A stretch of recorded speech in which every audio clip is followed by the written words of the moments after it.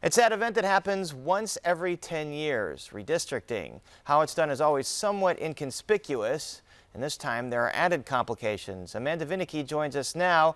Amanda, what are these added complications?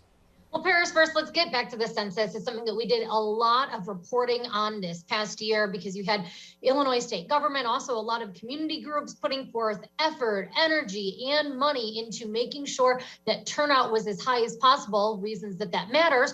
Well, number one, apportionment. The number of seats that we have in Congress in Illinois is set to lose one. And then also related to that, redistricting. Now, just what is that? Common Cause Illinois' Jay Young describes it this way. Really, this is where what we are doing right now will set the tone for the next decade in Illinois, figuring out who represents your interests and how you're really defining what your community really is. What he means by what we're doing now is literally drawing the maps, the boundaries that decide legislative districts. The state legislature draws those boundaries for the state's congressional districts as well as for their own, for the state house and Senate. Now, there are other maps that have to be redrawn to determine county and municipal seats, but that is a different process. Now, politicians currently in power, however, they are the ones that get to draw this new set of maps. And in Illinois, Democrats have total control to Republicans' dismay. We've seen that happen. We've seen that happen with supermajorities in the General Assembly.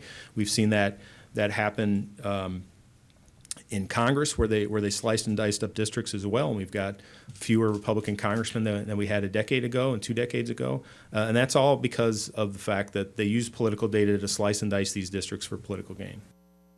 Now, how many seats the GOP could have next year, coulda, shoulda, would have lost or won is not the point here. Rather, it is that the process as it stands now really does shut them out because they are in the supermajority. Democrats easily have the numbers in the state legislature to draw new maps, to pass a bill that approves them, and then it would be up to Governor J.B. Pritzker, also a Democrat, to sign them into law. And that is why the GOP is making a public fuss about where Governor Pritzker stands. And in fact, if the governor holds to his promise to veto any partisanly drawn map, then he needs to come out and say that now so that the legislature knows that this is a fool's errand to keep going with this redistricting process in a partisan way.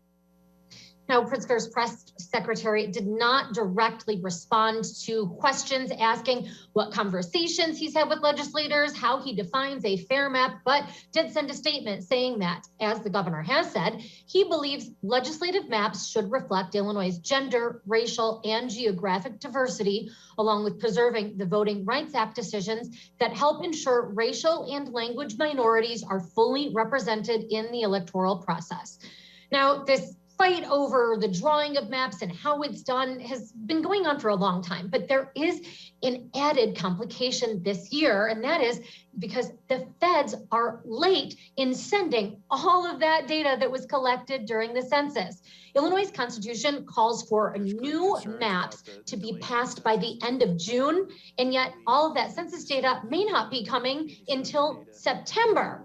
If you pass that deadline in Illinois, that June 30th deadline, Democrats have to give up that power. It would then be left to a bipartisan panel to try their hand at drawing those maps. And that's why you have Democrats forging ahead. They held a bunch of hearings, including one today, asking for input from members of the public.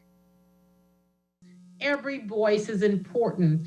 The NAACP is opposed to so many things, such as packing and stacking and fracking, and we've seen it happen over and over again.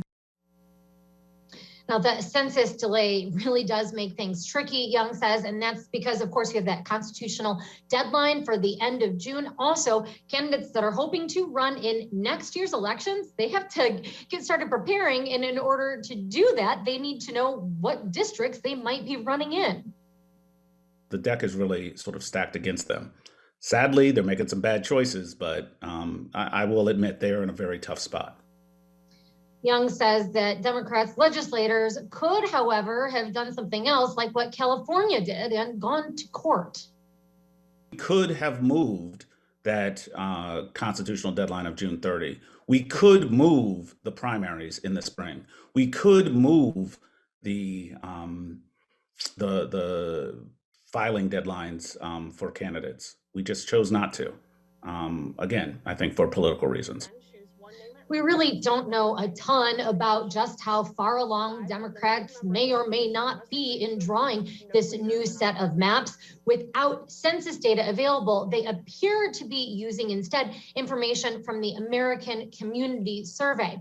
Young says that that's akin to deciding the winner of an election based on exit polls instead of waiting to actually count the ballots that voters turned in. Instead, he says legislators are really, it's the folks in power using bad data that we are all going to have to live with.